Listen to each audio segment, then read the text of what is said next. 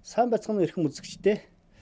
Ном ярьжигийн подкастын ээлжийн дугаар эхэлж байна. Тэгээ энэ удаад бид бас нэг сонирхолтой зохиолыг сонгож авсан. Хятадын зохиолч Шин Шиси гэдэг. Энэ зохиолчийн хүн чанга гэдэг ийм өгүүлэг байгаа. Тэгэхээр энэ зохиолын зүйлтэн дээр бол юу гэсэн бэ гэхээр хүн чанга гэдэг бол одоо тийм домгийн амьтан гэж тодорхойлсон байна л да. Хүн чанга гэдэг бол чоны нуруунд дээр тэгнж явдаг, урд хоёр хөлөнд богино, чонтой төстэй домгийн амьтан гэж ийм нэрээр зохиолынхаа нэрийг нэрлсэн байна.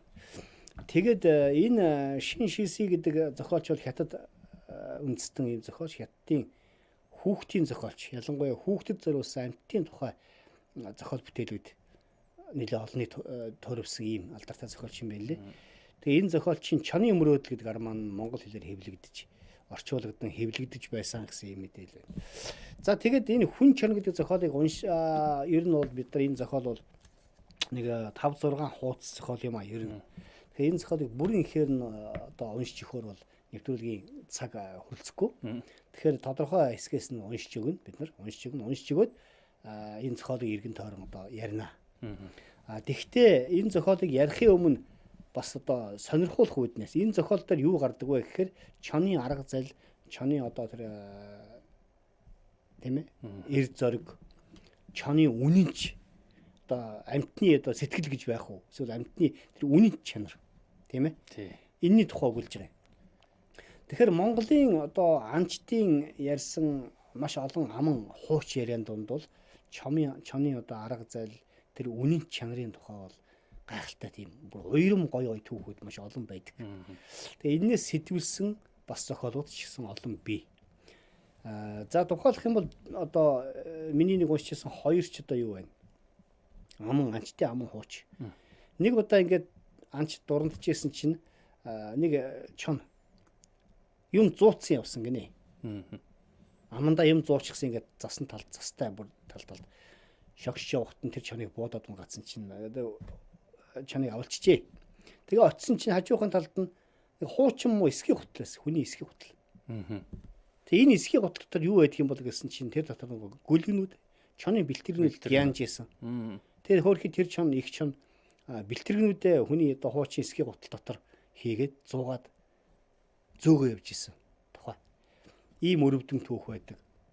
Дээр нь бас нэг Монголын одоо нэг ийм 3 чон зэрэгцэж яваад байдаг гэсэн гинэ. За анчид ингээд ан дуранд энэ дуулын ороо дээр гараад ийш тийшээ өглөө хаана ямар мэдэн байна дорж яа 3 чин зэрэгцэж яваад байдаг. Тийм ямар учиртай юм бол гэж бодож байгаа. Тэгээ хэдэн өдөр ч ажигласан анзаарсан юм. Тэгээд 2 3 анчин хоёр талынх нь хоёр чаныг буудсан байна. Тэгээд унчихгүй юу. Тэгсэн 3 дахь чин зогтооч чадахгүй. Ингээд унчиж. Тэгээ яваад очисон чинь урд хоёр хөлөг хартаараа хартан тасархаа. Тийм их чон. Тэгээ ингээд ийм нарийнхан одоо шургааг модыг ингээд хоёр чон амандаа зуутсан. Тэгээ нөгөөд хартан байхгүй хартаараа ингээд урд хоёр хилэн тасарсан чон тэр урд одоо хөндлөл модон дээр ингээд урд хоёр мөчөө богино мухар мөчөө тохоод тэгээ ингээд явж исэн. Тэгээ энэ бол ингээд юу гэхээр дандаа энэ нөгөө бодит түүхүүд байхгүй ер нь бол.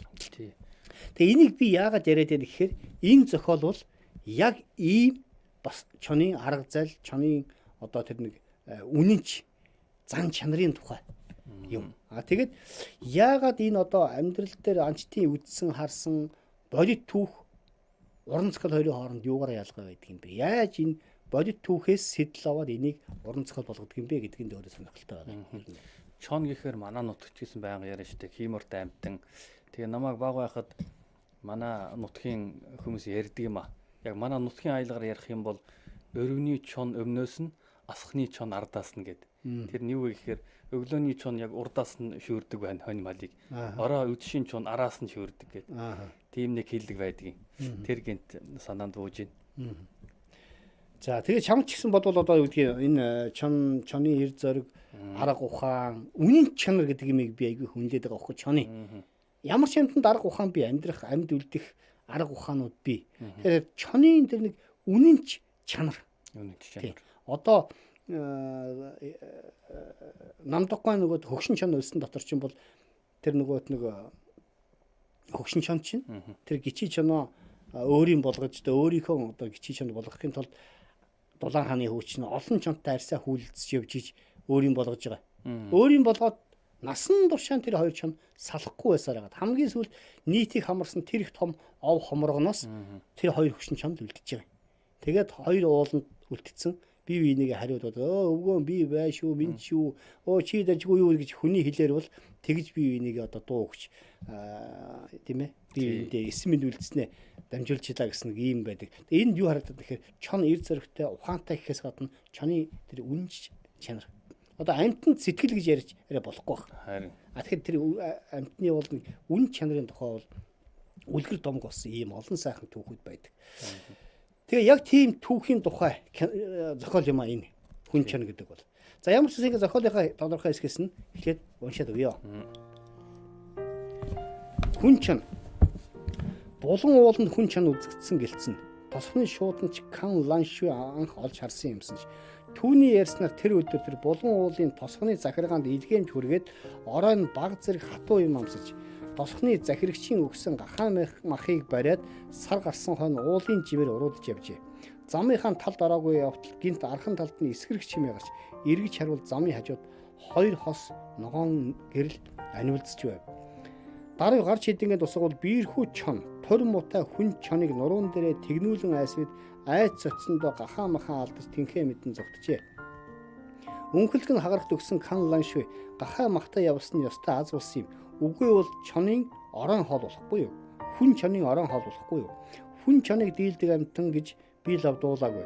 Бар хүртэл хүн чон харахаараа хамаг биеийнх нь хүйтэн сутгадаг юм гинлээ гэж ярьсансан. Хүн чонын тухай бишгүй олон цуу яриа ам дамжин яригддаг. Энэ амтан араатан шувуу тэр чивэдхөө хүн шиг дуугардаг. Шувуу хулгайлахтаа им дахиашиг гоог хийж азарган дахиаг сарвснаас гаргаад хүзүүг нь тасаацдаг.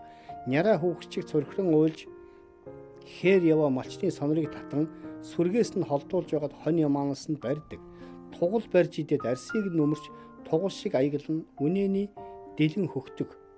Хүн чон бол үнэгнээс хувь илүү залтай амтан бөлгөө. Ухаан сэргэлэнч би хаа тонио муутай урд хоёр хөлөнд богино учраас өөрөө явж чаддаггүй. Чоны нуруунд дээр тэгнж хоёулаа хамтдаа амьзав.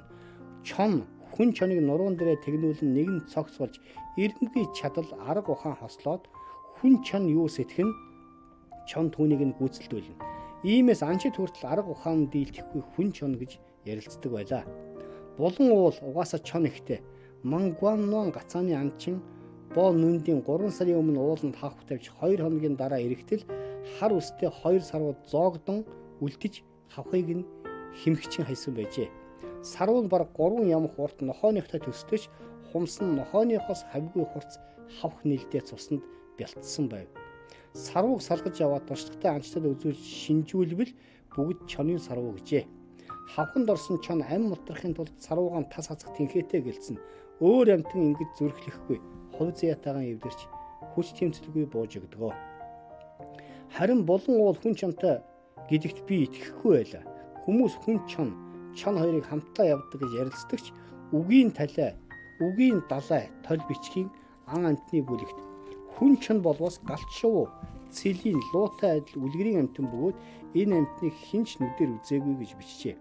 Миний санахад Кан Ланшуй тэр ороо халмаг явсандаа хий юм үзэж чон харснаа хүн чонтой эндүүрсэн болов. Гэтэл 2 өдрийн дараа би өөрийн биеэр хүн чонтой тааш ихээхэн айц сандарсан юм а. Тэр өдрийн үд донд би тариан талбай төрөө хадаж байгаад чихчийн хуруугаар нэлээд гүн зүсэж цус тогтохгүй байсан тосхны дарга намайг харгэлээ. Ургац хураалтын эд үе болохоор тосхны ир юм хөгсөн залуугүй талбайд гарна. Нохот хүртэл эцтэй дагаа талбайгаар гүйлдэнэ. Харж ирвэл тосхон нам хүм халуунаас үл имэн бялзуухал хашааны яриалаар ургасан цэцэгт бутан дээр суугаад цэцгийн тоос түүнэ. Эргэж харвал жижиг модон байшингийн маань хажууд гахаан хорооны уртхан талд хүн чон зогсож байлаа. Үлгэр домот өгүүлдэг хүн чон тэрл дүрээрээ богинохон урд мөчөөрөө чоны нуруун дээр тэгнэ хүзүүгээр нь тэрчээ. Хүн чон хар арьстай. Нохооноос ялимгүй том туранхай жижиг биетэй бол чон хөрөн шаргад арьстай хүчрхэг цээжтэй туглын дайтай том. Том жижиг шар хар зүстэй энэ хоёр тодхон үзэгдсэн юм а. Би замын хажуугийн өтгөн сагалгаар үүсэнд орж нуугдлаа. Ангийн буугүй хадууртай хүн ийм араатантай яаж тулах вэ? Өвс яран тэднийг ажиллаа. Хагас жил гаруй тижээсэн мэгжийг минь хараандаа авсан даг шүү.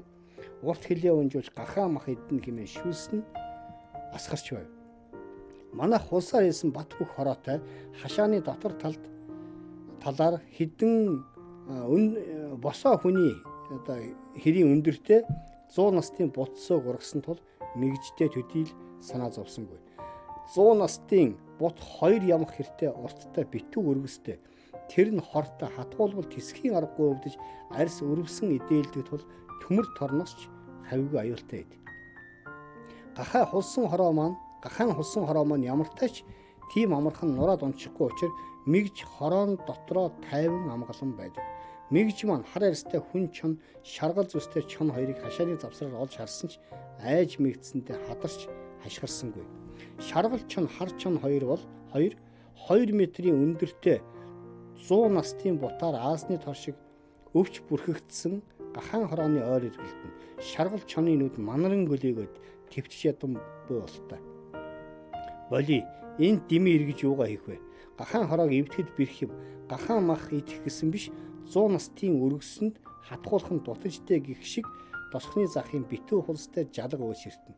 Харин чоны хүзүүг тас суусан хүн чинь түнш минь готрох хэрэг юм. Тэмцэж олоогүй олз амтгүй гэдэг гих шиг шаргал чоныг чиглүүлэн хорооны үдэнд авчив. Гайтай хөөтэй хүн чинь шаргал чонын чихэнд ийм шивнэг мэт наалцсныг тодхон харсан юмдаг. Энэ хоёр амтан ийм харилцдаг гэж ерөөсөө төсөөлсөнгүй. Хүн чоны итгэл төгс харц ямархан арга зайлтайг нь батлан гэрчтэн. Би эндүүрсэнгүй. Шаргал чон хашаанд даруй ойртож урд 2 хөлөө өргөн хойд 2 хөл дээрээ босоход хүн чон хойд хөлөө мөрөн дээр нь тавьж толгой дээр нь гიშгэн босоод жинхэнэ циркийн үзүүлэх шиг гайхшруулв. Хачирхалтай шаргал чонын толгой дээр гიშгсэн хүн чон биеэ түлхэн өсөрч 2 метрийн өндөр хашааг хөнгөн даваад хороон дотор хараймарлаа. Хань түнш болсон хоёр араатан инхүү үгссэн мэт хордон гавшгаа хөдлөв. Гахаан хороог давж өсөрсөн хүн чон мэгжний нуруунд дээр онож буугаад чихийг нь хацтал мэгж аимшигтайгаар хард хийв. Мэгжийн аврах боломж байсангүй. Хүн чон мэгжний хүзүүнээс зурч хайш зүгэлхээ нарийн тооцож сүүлээ өргөн мэгжний бүксэн дээр ташуур шиг тас хийтэл болгов. Гэтэл хөөрхийн мэгж сандраад хан мөргөлөө. Мөргөөд нэвтэл хүн чонын сарванаас ам гарна гэж сэтгэжээ. Тэнх шамтан болдоо. Үхэр шиг хүчтэй бүрхэд ханд суурс нураад онгоос нь нүхээр нь цуснд бялтаж зохин дээр нь 100 настын 2 өргөс зоогдсон мэгжний толгой зохив. Хүн чон мэгжний нуруунд дээр тухалж авсан тул ер гимтсэнгүй. Тэр араатны хувьд манай мэгж сайхан бамбай болжээ. Чон хүн чон хоёр шиг нэг нэгнээ үггүй ойлголцох гэдэг үгийн утгыг сая л ойлгов. Хүн чон мэгжний чихнээс зураад нуруун дээр нь тэгнэн гахаан хорооноос гарахад шаргал чон дуртай дургүй араас нь дагсаар хулстай жалга руу явж орлоо. Улан ууланд хүн чон үзэгдсэн гих яриа газар авсаар мужийн амтэн судлалын хүрээлэн гихний чихэн төрч. Тэндээс шүүн овогт судлаачийг манай тосгон руу илгээжээ. Шүүн судлаач мань Гуаннон тосгоны анчдыг анц нохтон дагуулan уулыг самнав. Биш тэдэнтэй цуг явсан юм. Бид уулыг хагас сар самнаад өмхий цөөрмийн хажууханд шаргал чон хөлөлсөн хүн чон явж байгааг олж харлаа. Ингээд эскэрмэгц 20 гаруй анч нохой хүн чон шаргал чон хоёрыг уулын билет хөөлөө гэж. За ингээд энэс хойших нэг 2 нүур орчим хэсэг нь бол юу вэ гэхээр ерөөсөө л чон нохойны одоо нөгөө тэмцэл гарч байгаа юм. Зохиолч бол энэ дээр ингээд энэ чон яаж зүхтэж байгаа тийм ээ? Хүн чон яаж зүхтэж байгаа? Ноход араас нь яаж хөөж байгаа? Хаана очиж уралдсаж байгаа? Хоёр чон яаж салгасан? Тийм. Тэгээд дараад нь одоо хүн чон нөгөө унж явсан шаргал чоныхаа нуруунаас хэрхэн холбирч унсан, унаад хоёр тишээгээ яаж салсан, хоёр чоныг хооронд нь уулзуулах юм бол хүчин нэгдчихнэ гэдэг гэж хүнч тэгж бодсон, нохооч бас тэгж бодсон. Тэгээд хүн чоныг нэг хэсгэнд бөөрлөөд нөгөө унж явсан шаргал чоныг нь азарган чоныг нь одоо нэг хэсэг нь ингээд ноход тойроод боорлоод химхэд ингээд ингэж байгаа тухай. Ерөнхийдөө ийм тэмцлийн тухай гарч байгаа юм ер нь бол. Тэг яг энэ зохиолын бол төгсгөл нь бол маш сонирхолтой ер нь бол.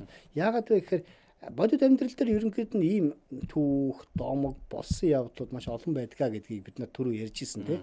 Тухайлх юм бол одоо юу вэ штэ.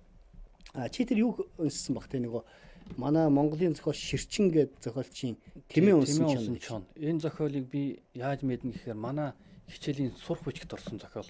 Тэгээд би өвөр Монголын зохиолчийн зохиол болов гэд Тэмээ унсан чон гэд хайсан чинь Монголын зохиолч Ширчин гэж хүний зохиол байна. Сүүлд 10 нугаагаар уншуулад YouTube-д бүр дүрстэй тавьчихсан. Тэгээд яг тэр үед хичээл дээр сурж ирсэн зохиолыг дахиад нэг ингэж дуута сонсохоор бүр сайхан сэтгэл бууж байна. Нөгөө нэг чонын улаан гэж тэмээ гардаг тэр зохиолд тий. Тэрэн дээр бас ингэж гарч байгаа. Тий. Тэгээд яг аман яриа, аман домог бол маш олон байдаг ер нь. Гэхдээ энэ дундаас яг уран зохиол болсон хэд юм бэ гэвэл маш цөөхөн байхгүй ер нь. Маш цөөхөн тий. Одоо Намдуган хөгшин чон үлсэн нь бол чоны бүр ингэ чон өөрөө бодож байгаа юм шигээр л тэгж гайхалтай дотор нь орж битсэн байдаг ер нь. За тэгээд тэр би бас мэдэн л дээ Ширчингуан тэр чон унсан Тэмээ унсан чон гэдэг. Тэн дээр ч бүр их гоё байгаа штэ. Ингээд дөнгөж цэргээс халарч ирснийхээ дараа өглөө эртээ ингээд мал адуугаа харах гээд явж исэн чи эзэнгүү цөл газар нэг шаргал нохоо дагуулсан Тэмээтэй хүн явж ийлээ гэж. Тэгж харагдсан гэхлээ. Тэгж харагдсан. Тэгээд дурандсан чинь Тэмээ унж яваа хүн нэг арай тийм сонин харагдаад ахиулаад нэлээ сайн дурандсан чинь хоёр чихтэй шимшиг харагдлаа гэж. Тийм ээ. Тэгэхээр чи ингээд хүн ингээд тэр зохиол улам автчих штеп. Шар нохоо дагуулсан Тэмээтэй хүн явж байгаа юм шиг харагдсан чинь Тэмээ унж яваа хүний тэр Тэмээ унж байгаа байдал нь бол хүнтэй тийм төсгүй. Тэгэхээр хүнд улам сонирхол төрнө. Уран зохиол чинь ингэж хөтлөгч одоо юутай тий. Ичтэй. Тэгээд тэр хүн бол өөрөө нэг жижигхэн ухаа гүвэгийн цааталд морио аваачиж тушиж орхичоод тэгээд анчтын суудаг чулуун хороон дотор одоо отоонд суудаг, суурьнд суудаг отоон дотор ороод дурандсан чинь ангад сангасан 3 амтан. Тэмээг бурантгаар нэг бурантгнаас нь дээсэн бурантгнаас нь нэг чон багалтар чон ингээд хөтөлцөн. Тэгээд Тэмээний нуруунд Тэмээний хоёр бүхний дунд нэг чон ингээд суучихсан. Урд бүхийн тэрвэрцэн. Ингээ явж байгаа харагдаад тэр хүн бол өөр айх гайх зэрэгцээд боломгдож байгаа. Тэгээ эцсийн эцэст цэрэгт яваа цэргийн 3 жил одоо алба хаагаад ирдсэн хурдан буутай онц буудагч байсан хэрэг юу үлээ гэж бодоод. Тэгээ тэр их гоё дүрсэлж байгаа нар чинь. Нөгөө Тэмээ хөтөлж яваа чон Тэмээний бурантгийн хүчтэй 2 3 угсарсан чинь Тэмээ өөрөө сөглөөл хэвтээд өглөө гэж. Тэмээ хэвтээд өгсөн чинь Тэмээ унж явсан чон Тэмээний нургаас гулсан буугаад илэглэн мүлхэж очоод тэр онгоцтой уснаас нөгөө хантлаа уучих. Долоож байгаа тийм ээ. Тэгэнгүүт нь тэгээ тэр хооронд тэр Тэмээний бурантаг зуусан чон бол нөгөө ойр орчны хартаагаар ажиглаж сэжиглээд Тэмээнийхээ бурантгийг сул тавихгүй байгаа. Тэгээ байж ихтэн тэр бурантаг зуусан чоныг буутсан. Буутсан чинь газар дээр годроогоо сүүл нь годоогоод ингээд өглөө. Тэгээд нөгөө Тэмээ бол цаашаа бурантгаа ширээд цаашаага ингээд орлоод явж гисэн. Тэгээд тэр Тэмээг дурандсан чинь бүр нүднээс нь нулимс бөмбөрөөд айж маш их айж чирж байгааг мэдгэжсэн гэж. Тэгээ яваад очисон чинь нөгөөт нэг газараар илгэлээ твтцсэн илгэлж мөлхөөд ус уусан чон бол хөрхий хойд хоёр хөл нь бориороо тасарцсан. Урд хоёр хөл нь одоо ингээд шилбэрээ тасарцсан. Бараг ингээд өвдгнөөсөө дээгүүр тасарцсан. Ийм хөлгүү ийм кичи чон байсан. Одоо буудуулсан чоныг очиод үзсэн чинь залуухан гүлгэн чон байсан гэж. Тэгээд одоо нэгэнтээ ингээд гүлгэн чоныг нь алдсан. Энэ амьтдыг хөрхий одоо нэг ус хоол амьд явах гэж явж исэн тэр хүслийг нь би одоо ингээд таслаа хийцсандаа өөрийгөө их буруутглаа гэсэн. Алаагүй тэгээд. Алаагүй тий. Тэгээ алаагүй. Тэгээд өвчл тааралдаа тэр чи хөрхий тэр нөгөө ганц амийн тижээж явсан юм нь бол тэр гүлгэн чон өөрийнх нь одоо гүлг байх гэдэг нь бэлтэрэг байх гэдэг тий. А гэтэл нөгөө талд нь зөвдөх юм юу гэхээр тэр Тэмээг бас монгол хүнч малаа өрөвдөн шүү дээ. Чонд идэлүүлээд, чонд хөтлүүлээд байнгын айц төвшөр дотор явж байгаа Тэмээний тэр зовлонг бол зохиолч маш гоё өгүүлсэн байгаа тийм. За ийм зохиол байдаг. Тэгээ би энийг одоо яагаад энийг сая ярьсан бэ гэхээр одоо би нэг өгүүлийнхээ төгсгөлийг уншчих гээд байгаа байхгүй. Төгсгөл дээр энэ зохиол яа тайлагдах нь вэ? Энэ өөр их сонирхолтой бөгөөд бас маш гоё тийм сэтгэл уйрам тайлагдж байгаа маа тий. За ингээд чон нохооны нөгөө тэмцэлтэй болж байгаа юм. Чон аль хэзээний ийм амиа хонхоолох учиртай, арга зайлтай. Хүн чон түүний хувьд даанч хүнд ачаа болж илаа гэж. Яг тэгэхээр чон нуруунд дээр унуулад зүгтж яваа учраас маш хэцүү. Тэгээ энэ дээр зохиолч нэг их гоё асуулт санал дэвшүүлсэн байгаа юм. Хүн чоныг нэгэнт аварч хүчрэхгүй тул алгуурлал хайрын амиа дэмий алдсан хэрэг болно. Энэ мэт амин тулсан аюултай байдалд араатан байтугай хүн түүгээр барахгүй ихнэр нөхөр боловч нэгнээ золиод зугтахад хүрэндээ. Өвөг дээдс маань ихнэр нөхөр байтугай эрүү толгой салдаг хорвоо гэж ярьдаг нь үнний ортой. Ийм байтал чон хүн чон хоёр үүрт хамт байх нь юу л бол? Өгтлээ үнч явах тангараг өргөөгөөс хойш урвж шаруух нь зайлшгүй. Шаргалч нь ийхүү атсан шалаанд орж амь зулбан зугтлаа. Тэгтээ хүн чонын төлөө дэндүү ихийг зорж хоёр удаа хүрээг сэтлэн аврах гэж оролдоод сүүлээ дастуулсан түүний хувьд хангалттай золиос байваа гэж. Тэгээ хүн юу гэж бодож чинь тэр дурандж байгаа анчин юу гэж бодож чинь ихээр за одоо хүн чоныг хаяад зугтна. Ягаад тэр хүний амь бол чоны одоо тэр чон байтугай хүн. Хүмүүс хар илгийн хүмүүс биш байтугай эхнэр нөхөр хоёр хүртэл яг амин тулсан үед бол нэгээ золионд гаргаад явдаг нь бол энэ хорвоогийн жамаа. Энэ хоёр чонны хувь тавьд бол одоо ингээд салнаа гэж ингэж бодож ижээ. За ингээд тэмцэлцээр хагаад шаргал чон бол ингээд юуг боллоо. Чонд бариулаад эцсийн амьсгалаанд татлаа гэж. Тэр хооронд ноход хүн чоныг бүтэн хүрээгөө хомсоор дээр нь гарч өгтөл нь хазлав. Тамиран барсан хүн чон нохтын доноос эсэргүүцэх ямар ч тэнхлэг болоод хүзүү сунган гаслантаа явуулахад амнаас нь цус садрангаас гарч эцсийн амьсгаагаан татлаа.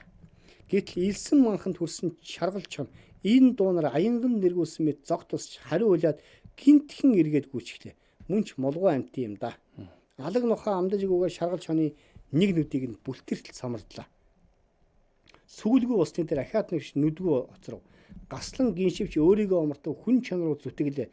Ноходч балын амтан шунсан сүрэг зүг юм түүн рүү дайрав. Нүдгүү усан чон сүр сүлдээ нэгэн талдаж 7-8 нохоод даруулан тэмцсээр сарууга цусан мөр татуулан хүн чон руу тэмүүлсээр байлаа гэж. Энэ үест бидний хідэн анчин сүүн судлаачтай хамт уулын хяр даган бууж цусан тодгалцсан хүн чоныг тойрон зогслоо. Хин нэгэн энэ чинь хээлтэй юм байна гэж дуу алдахад хүн чонын гидсийг аживал үнэхээр хийсэн бөмбөг шиг том байж агаа дотор нь бяцхан бэлтрэг тэлчлэх мэт татхан жижигэнж байлаа. Хүн чон гэж байдаггүй гэж ярьдаг. Гэтэл бид бариад авлаа шүү дээ. Сонин хөвлийнхэн шууган дагх тосхны яриа дарга сэтгэл хангалуун яваа нь илэрхий. Сүүн судлаач хүн чон руу янзгүйхэн хяламхиш том байсан гидсийг нэшүүлээд юуных нь хүн чон байх вэ? Жирийн хар чон байна. Урд хоёр хөлөө яагаад ч юм тастуулч гэж. Тэгээд урд мөч нь богино болсон байна. Цагаа дэмий үрлээ байна гэж янз мутайхан мушив. Бид гайхширан хар чоныг сайтраа харуул үнэндээ ам хамар чих сүүлэн чонноос ялгарх юмгүй. Богинохон урд хоёр мөч нь сарвуугүй яс цухаж байв. Тэгэхээр тастуулсан гэдэг нь үнэн болж таар 3 сарын өмнө боо нүндийн тавьсан хавхан чоны 2 сарвуу үлдсэн байсныг гинтгэн санаж учир явдлыг ойлголоо. Боо нүндийн 2 сарвууг хатаад сахиус болгоод ан хийхтэй авч явдаг болсон юм. Хатаасан 2 сарвууг авч үзвэл хар үлгчний үрстэй арьс үстэй адилхан өнгөтэй. Түүний сарвуу болох нь илт байваа гэж. Ингэж өдөржин хөөцөлтний эцэд хүн чоныг барьж авсан ч үнэндээ тэр нь урд мөчөнд тасцсан үлгчин байв. Азарган чон хар үлгчинтэй нийлж жаргалтай өдөр хоног урсан өнгөрч үлгчин хээлтэй болжээ. Гэтэл нэг өдөр үлгчин хавханд тавьсан ямааны гуйыг олж хараад гидс үсгийн эрхэнд усхийн дайртал бохим хав 2 урд сарвууг нь тас авчижээ гэж тийм ээ. За ингээд хөлгөө болжээ. Тосгоны дарга 2 чоныг зааж шин шилсий чи мэгжээ алдсан болохоор энэ 2 чиних мэгжний нөхөн төлбөрт өгсөн гэж бодоорой. Хөшөөгөө дээр нарсыг нь хуулчих. Бид хэд ингээд буцлаа гэхэд би сая сэхээ ав. Ийхүү аглаг уулна ганцаараа үлдээд 2 чонын арсыг өвчиж махыг нь нохой мах хэмээн арилжвал мэгжнийхээ үн хөсийг олж авч болохч. Би чинхийг хүссэнгүй. Гүнзгий нөх ухаж эхлээд шаргал азархан чоныг дараа нь хар өлөгчний мухар хөлөөр хүзүүгээр нь тэврүүлж нуруун дээр нь тэгнүүлэн хэвтүүлээ шороогоор болов. Үүнээс хойш шаргал азарган чон амьд үгсэн алин боловч хар үлгчний үүсээр л байх болно гих сэтгэл миний сэтгэлийг тижээж байлаа гэж. Төгсгөл нь юм байна. Тий. Тэгээд ерөөсөө эн чинь нөгөө хүний ёс юм аа. Энэ бол төрөө тэр ширчингаан тэр нөгөө тэмээ унсан чам зохиол дээр байна штэ бас. Тий. Гөлгөн чаныг буутсан чинь очисон нөгөөх нь дөрвөн мөчгүй болцсон юм чан байсан. Тэгээд тэр амьтны чи одоо хүний хувьд хүний хүн чанар, хүний хүнлэг, инэрэнгүү сэтгэл тэр хүний тэр өөрхийн амьтны амин төрч чадахгүй шүү дээ. А тэрнтэй адилхан энэ зохиол бол магадгүй яг ийм үйл явдал болсон байж болно. Ер нь. Энэ зохиолын ингээд баг 80% нь бол яг болсон үйл явдлыг бичсэн байна. Ер нь. Нэг хүн ороо явж ийж хүн чон гэж хараад тийм хоёр чон таарч те барьж явсан гахаа махан хаяад ингээд зүхтааж гарсан гэж бодсон. Тий. А дараад нь бол энэ зохиолыг бичсэн хүн одоо зохиолд өөрийнх нь нэрээр бичсэн биз дээ. Шин шиси гэдэг. Энэ хүн очисон чинь гахааных нь хорооны гадаа энэ хоёр чон ирдсэн байсан. А тэгээд тэн дээр бол зохиолч энийг яагаад маш гоё зохиолч бол зохиол болгож ийн гэхээр те бүр яг ингээд итгүүлж байгаа байхгүй. Үнэхээр эн чинь хүн чон юм биш үү гэж. Би бол эцсийн мөч хүртлээ энэ үнэхээр хүн чон гэдэг тийм амтан байсан болов уу гэж бодож байгаа. Тий, би бас тэгэлээ. Яг тэгэхээр зохиолчд тэгж тийм болтолныгээ зохиолыг хөтлөөд үнэмшүүлж явж чадчих штеп. Эхлээд нөгөө хавх тавиад нөгөө сарууга тасдуулсан гэд нэг хэсэгт нь биччихсэн байсан штеп. Уншаад явж явах тэр хэсэг мартагдчих. Тэгээ сүүлд нь тэрийг нь гарч ирсэн. Тэгэхээр зохиолт бол одоо ялангуяа жүжигэн зохиолт. Ялангуяа жүжигэн зохиолт одоо энэ ингээд хананд нэг буу өлгөөтэй байжээ. Юу эхлэхэд. Жүжиг эхлэхэд тэр хананд нэг буу өлгөөтэй байж. Тийм үү? Тэгэл мартчихна. Хүн нэг хананд нэг буу өлгөөтэй байгаа даа л гэж бодно. Тэ? А тэгээд тайзан дээр үйл явдал өрнөсөөр байгаа дуусна. Жүжиг дуусна. Жүжиг дуусахад тэр ханан дээр байгаа буу заавал дуурсан байх хэрэгтэй гэж. А тэр шиг зохиол дотор бол тэр чон бол эцсийн эцэд тэр боо нүндиний хавханд орсон чон юм шүү гэдгийг сануулахын тулд бүр дээр үйл явдал эхлэхээс өмнө тэ нэг тийм чоны хоёр сарууны яг чоных шилэхгүй байгаа шүү дээ. Хурц хумстай хоёр ийм хар саруу үлдсэн байсан. Хүмүүс үсээд энэ чоных мөн байна гэж хэлсэн. Тэрнээс хойш энийг бол одоо ангийнхаа сахиус болгож анд явахтаа авч явдаг болсон л гэж байгаа юм. Тэгтэл тэр ан чин тохирол учруулсан юм уу? Ан чин яаж хавх тавьсан тэ? Тэр тухайн огт байхгүй тий. Тэгэхээр уран зохиолын нөгөө одоо юу гэдгийг нэг тэр ич хитэл тэр шүү дээ ер нь. Тэгээ энэ зохиолыг магадгүй амьдрал зохиол бол зарим зохиол ерөнхийдөө амьдралаас маш их сэтэл авдаг. Амьдралаас одоо бүх их дүрээ авдаг. Амьдралаас тэр үйл явдлаа олж авдаг тий. Ийм юм бол зөндөө байна. Одоо хятад энэ зохиол байна. Монгол тэр тэмээ унсан чон гэд байна. Тэгсэн чинь саяхан би Оросын нэг сайтыг уншижсэн чинь Оросын сайт дээр бас байна. Бас л чоны үнэн зан чанарын тухай. Бас л чон хүний хүнлэг инэрэнгүй зан чанарын тухай. Тэр бол зохиол биш. Оросын нөгөө байгаль хамгаалагч нар явж байгаад нэг хавхан чон орцсон байсан гинэ. Өлгчин чон. Тэгсэн хажууд нь азарган чон гэдэг нөгөө орхио явж чадахгүй. Хавхын салгаж чадахгүй. Бүр гуринхалсан хоёр амтан байсан. Тэгээд анчид очиод байгаль хамгаалагч нар очиод өлгчин чоны хавхыг салгаад аваа яван явтал азарган чон тэд нар руу дайраагүй. Яагаад тэгэхээр амтныхаа зөнгөөр энэ хүмүүс бол алах гэж биш аврах гэж ирж байна гэдгийг ойлгож байна. А тэгээд авч яваад хэдэн өдрийн дараа эргээд ирсэн чинь яг тэр хавхтай газар нэг азарган чон байсаар л гэж. Бараг гуринхлаад өгч ийсэн байна. Тэгэнгүүт нь авч яваад хоолон тавьчихсан чи идэхгүй. Тэгээд дахиад нэг 4-5 хоноо байж итл нөгөө гिचий чонны шарх идэгрээд хөл гар нь гайгүй болоод тинкрээд тинкрэнгүүт нь азарган чонд дээр авчираад хашаанд тавьсан чинь нөгөө гуринхлаад бараг нүдэ анжижсэн азарган чон чинь бүр чихтэйхэн баяр хөөр болж тэгээд тэр хоёрыг дараад нь сул тавьсан тухай ийм энэ бол зүгээр л бодит түүх байхгүй тий. А тэгээд би энд юунд нь их уйрам сайхан төгсгөл вэ?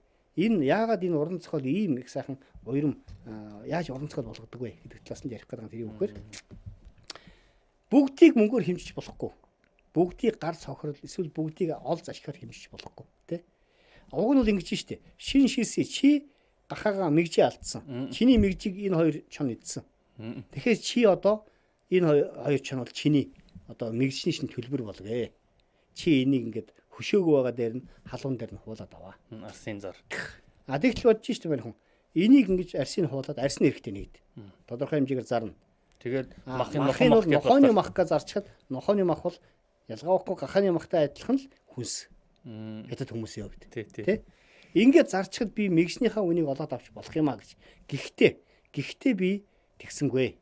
Яагаад тэгэхээр энэ бол үнэнч нөхөрлөл, үнэнч сэтгэл, эрг зориг, үнэнч байхын одоо бэлэгдэл, эрг зоригийн бэлэгдэл учраас энэ хിവэрээ миний сэтгэлд ингээ мөнхрөөсэй гэж би хүссэн. Өгсөн ч гэсэн хамт байгаасаа гэдэг. Өгсөн ч гэсэн хамт байхдаа одоо хар гिचээ чинь үргэлж азарган чаныхаа нуруунд дээр унаастай хүзүүгээр нь хоёр мухар хөлөөрөө тэврээстэйгээр үрд мөхөд оршоос. Энэ бол одоо хүнээр бол тийм ээ хайр дурлалын эсвэл амьтар бол тэр нөхөрлөлийн үнэнч байхын эрг зоригийн арга зал суу бэлэг тэр ухааны бэлэг тэмдэг байх хэрэгтэй гэж. Энийг өөрөө зохиол өөрөө уйрам сайхан болж байна. Тий. Тэгэхээр энэ зохиолыг ингэж төгсгөж байгаа нь бас нэг зохиолчийн авьяас гэж. Тэгэлгүй яах вэ? Ерөөсөө одоо би нэг дээр ярьжсэн те. Нэг ийм байдаг юм л да. Алимыг ширээн дээр байгаа алимыг яаж урлаг болгох вэ гэж. Тэгэхээр ширээн дээр байгаа алимыг ширээнээс нэг одоо юу гэдгийг хүн дээр үл зорох хэрэгтэй гэж. Үл ялэг. Тэр нь юу гэсэн вөхөр бодит амьдралаас ямагт давуулж хийх хэрэгтэй. Бодит амьдралаас 90%-ийн сэдлийг авсан байж болно. Гэхдээ энэ зохиолч юу хэлэх гээд нэхэр хүн чанар, үнэлэг чанар, инэрэнгүй үзлийн тухай. Тэгээд нөгөөт нэг одоо ингэдэг штэ.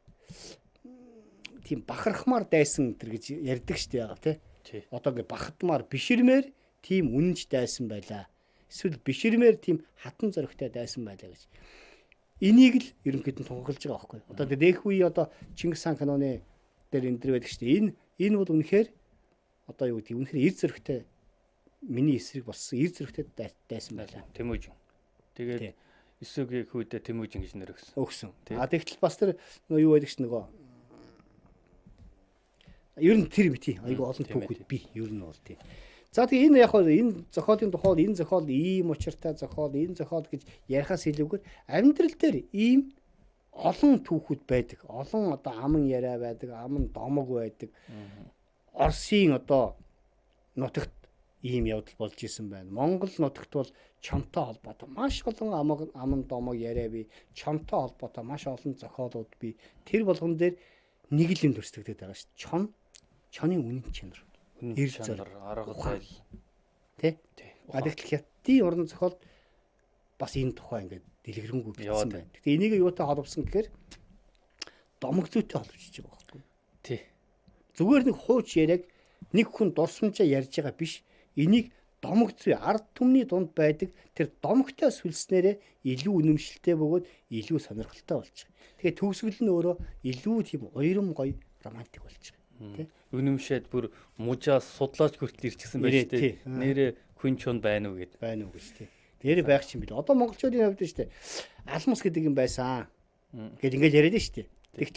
Тэгтэл бол яг үнэндээ боддоор шинжлэх ухааны үндсээр бол тийм байх боломжгүй л гэдэг юм л да. Тэгтэл зарим талд бол энэ чинь домог яриа зөндөө байна шүү дээ. Цасны хүн гэж байна, загийн шар гэж байна. Загийн шар гэдэг бол дөрвөн хөлж явдаг хүн төрхтэй ийм амтан байсан гэд яг үдсэн харсан юм шиг ярьж байна. Эсвэл бүр нэг хэсэг загийн харын одоо юу байсан? Тавхаа ч юм уу, загийн харын ийм одоо үлдэгдэл тэр болтол хадгалсан гэх мэт. Тэгэхээр нэр энэ чинь бас хорвоо ертөнц дэлхийн ертөнц гэдэг чинь тайлагдаагүй учраас байх магадaltaй юм шиг санагдаж байгаа байхгүй юу? Домогтой холбоснороо бас их сонирхолтой байна. Тэрүүгээр илүү ихтгэл үнэмшил төрүүлж, илүү сонирхолтой болгож нэрээ домгийн ийм амтан байсан юм болов уу гэж тийм ээ? Бодоход хүргэж байгаа. Тэгээ энэ бол их сонирхолтой сайхан зохиол. Ер нь тэгээд манай үзэгч энэ хүн чанаруудын зохиолыг олж уншаарай гэж ингэж хүсэж байна. За тэгээд дараагийн дугаар хүртэл баяртай. Дараагийн дугаараар бид илүү сонирхолтой нэг зохиолыг сонгоод байгаа. Энэ удаадаа тэр зохиолынхоо тухай юу яа? Нууцлаа тий. Энэ бол Монгол зохиолчийн Монгол зохиол байгаа. За баяртай. За анхаарлаа хандуулсанд баярлалаа.